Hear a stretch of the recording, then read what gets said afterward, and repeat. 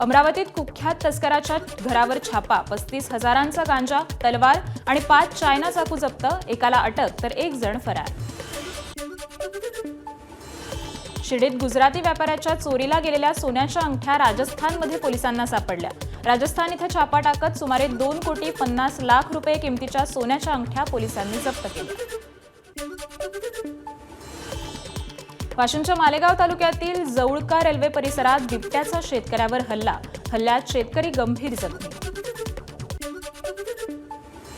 हिंगोलीत मजुरीचे पैसे मागितल्यामुळे शेतमजुराला अमानुष मारहाण. या प्रकरणी आदिवासी पॅन्थर संघटनेच्या वतीनं शिरडपूर शहराला रास्ता रोको, आरोपीला तात्काळ अटक करण्याची संघटनेकडून मागणी.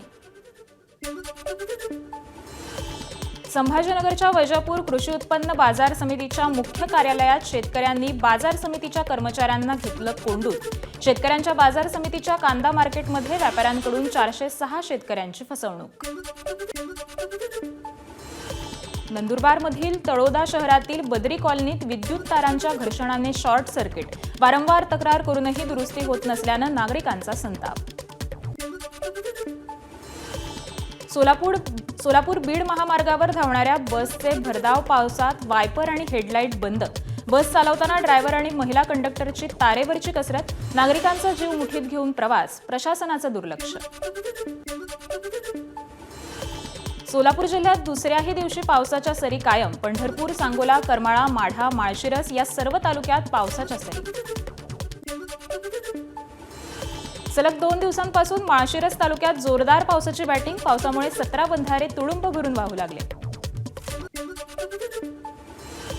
चंद्रपुरातील ब्रह्मपुरी तालुक्यात अवकाळी पावसामुळे शेतात ठेवलेल्या धान पिकांचं नुकसान. हातातोंडाशी आलेला घास हिरावल्यानं शेतकरी हवालदिल. मान्सूनपूर्व पावसाने धडगाव तालुक्यातील उदय नदीला पूर. पुलाचं काम अर्धवट असल्यानं नागरिकांचा जीव मुठीत घालून प्रवास होतोय. परभणीत 2 दिवसांच्या विश्रांतीनंतर पुन्हा एकदा पावसाच्या सरी. परभणी शहरासह जिल्ह्यात पावसाची संततधार. ऐन उन्हाळ्यात पावसाळ्यासारखी परिस्थिती. रत्नागिरीतील अरबी समुद्रात कमी दाबाचा पट्टा तयार. कोकण किनारपट्टी ओलांडत असल्यामुळे जोरदार वाऱ्याच्या शक्यतेनं मच्छीमारांच्या सगळ्या बोटी बंदरात. दापोलीमध्ये हवामान खात्याकडून नागरिकांना सतर्कतेचा इशारा. सलग 13व्या दिवशीही मान्सूनपूर्व पावसाची हजेरी. पावसामुळे शेतकऱ्यांचं मोठं नुकसान. यवतमाळमध्ये विजेच्या कडकडाटासह मान्सूनपूर्व पावसाची जोरदार हजेरी. पावसामुळे काढणीला आलेल्या भुईमूग पिकांचं मोठं नुकसान. शेतकरी चिंताग्रस्त.